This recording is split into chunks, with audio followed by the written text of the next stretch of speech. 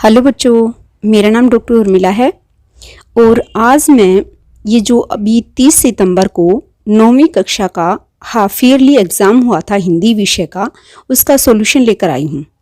इसमें कुल अंक 40 थे और 90 मिनट का समय था। सभी प्रश्न अनिवार्य थे और प्रश्न पत्र को प्रश्नों के स्वरूप के अनुसार खंडों में विभाजित किया गया था। चलिए अब हम इसका सॉल्यूशन देखते हैं। पहला प्रश्न था, निम्नलिखित प्रश्नों के यथा निर्दिष्ट उत्तर दीजिए। प्रत्यय किसे कहते हैं? प्रत्यय कितने प्रकार के होते हैं? जो शब्दांश किसी शब्द के अंत में जुड़कर उसके अर्थ को बदल देते हैं या उसमें विशेषता उत्पन्न कर देते हैं, वे प्रत्यय कहलाते हैं। प्रत्यय दो प्रकार के होते हैं, कृत प्रत्यय और तद्धित प्रत्यय। अगला प्रश्न था, मृग के समान लोचन और 10 हैं आनंद जिसके, समास का विग्रह करके समास का नाम बताइए। हालांकि ये समास का विग्रह है, यहाँ समास का विग्रह नहीं समस्त पद होना चाहिए था।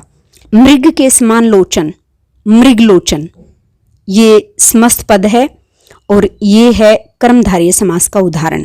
दूसरा है 10 हैं आनंद जिसके, यानी दशानन, इसका समस्त पद हुआ और ये है बहुव्रीहि समास का उदाहरण। अगला प्रश्न है, नी उपसर्ग लगाकर दो शब्द बनाइए। तो निडर और निर्भय। इसी का सेकंड पार्ट है, पालना शब्द में प्रत्यय छांटिए। तो पालना शब्द में पाल जमा ना, तो ना प्रत्यय है। ये दूसरा था, अथवा में कि निम्नलिखित पंक्तियों में प्रयुक्त अलंकार का नामोल्लेख कीजिए। उसका हृदय नवनीत सा कोमल था, इसमें उपमा अलंकार है। और सत्यशील दृढ़ ध्वजा पताका, इसमें रूपक अलंकार है। अगला प्रश्न है, निम्नलिखित में से किसी एक विषय पर 200 शब्दों में निबंध लिखिए। और निबंध ये टॉपिक दे रखे हैं, वर्तमान भारत की वैज्ञानिक प्रगति, प्रथम सुख निरोगी काया, राष्ट्रभाषा हिंदी, नैतिक शिक्षा का महत्व। चाहे तो इनमें से कोई एक कर सकते हैं या फिर इसरो का चंद्रयान 3 मून मिशन के बारे में छोटे भाई को पत्र लिखकर जानकारी दें। इनमें से कोई एक कर सकते थे आप। मैंने इसमें प्रथम सुख निरोगी काया लिखा है, चलिए इसे देखते हैं। प्रथम सुख निरोगी काया का आशय है कि जिस व्यक्ति का शरीर रोग रहित है वह व्यक्ति सबसे सुखी है। संसार के सभी सुखों में निरोगी काया सबसे बड़ा सुख है। यदि शरीर स्वस्थ न हो तो संसार के सब वैभव फीके हैं, उनसे कोई आनंद प्राप्त नहीं किया जा सकता। शरीर को स्वस्थ रखने के लिए व्यायाम करना जरूरी है। व्यायाम करने से शरीर स्वस्थ रहने के साथ साथ मजबूत भी बनता है। जिम्नास्टिक, खेल, दौड़, योग आदि व्यायाम के अंतर्गत आते हैं। इनके करने से मांसपेशियां लचीली तथा रक्त सुचारू रूप से रहता है। व्यायाम से मन शुद्ध व पवित्र होता है। यह हर वर्ग के लोगों के लिए उपयोगी है। बचपन का व्यायाम लंबे समय तक शक्ति देता है। स्वस्थ शरीर व्यसनों को अपने पास नहीं फटकने देता। कहा भी गया है, स्वस्थ शरीर में ही स्वस्थ मस्तिष्क का निवास होता है। अगले प्रश्न में बहुविकल्पीय प्रश्न है।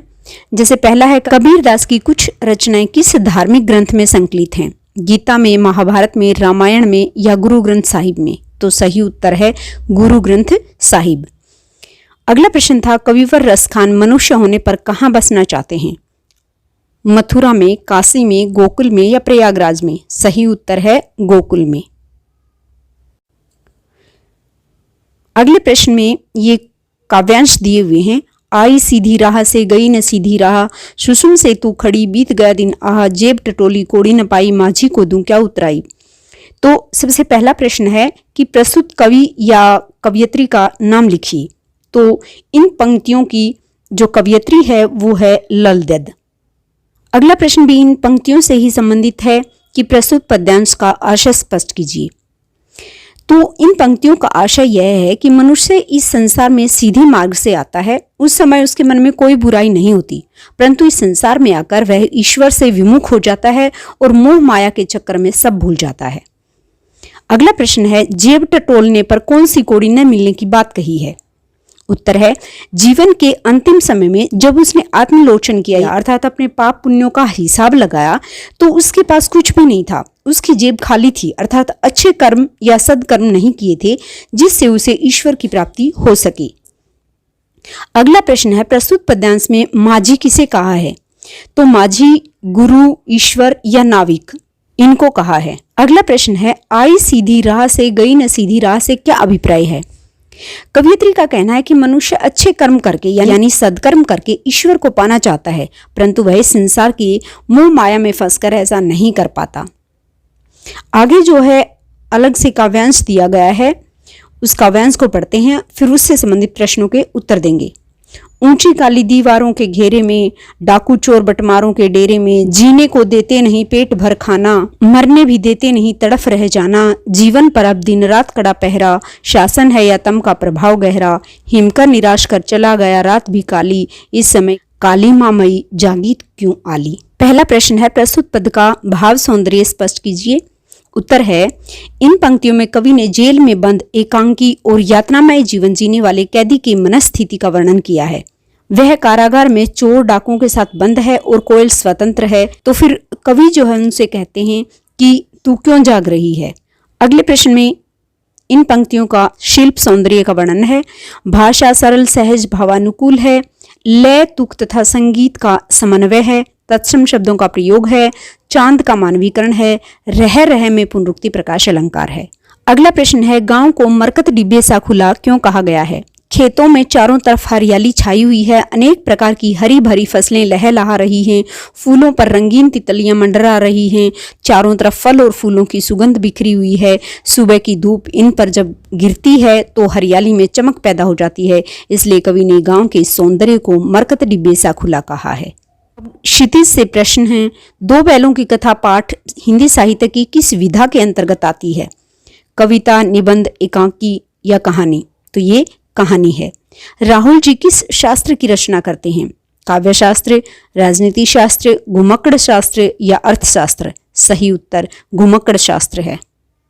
अगला प्रश्न है, नए जीवन दर्शन को लेखक ने कौन सा दर्शन कहा है? समाज दर्शन, साहित्य दर्शन, उपभोक्तावादी दर्शन या शैक्षिक दर्शन? सही उत्तर उपभोक्तावादी दर्शन है।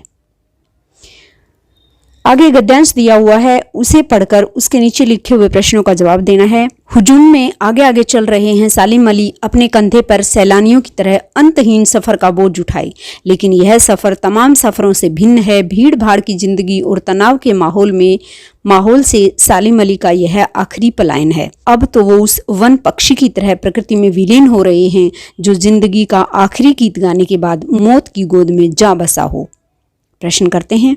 पहला प्रश्न है, प्रस्तुत गद्यांश के पाठ का नाम लिखिए। तो पाठ का नाम है सांवले सपनों की याद।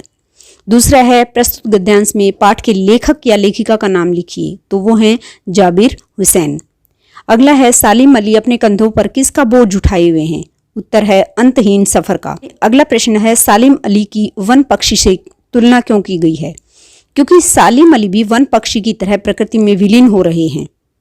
अगला प्रश्न है, सालिम अली का यह सफर अन्य सफरों से भिन्न कैसे है? क्योंकि यह उनका अंतिम सफर है और वे घर में कभी वापस नहीं आएंगे।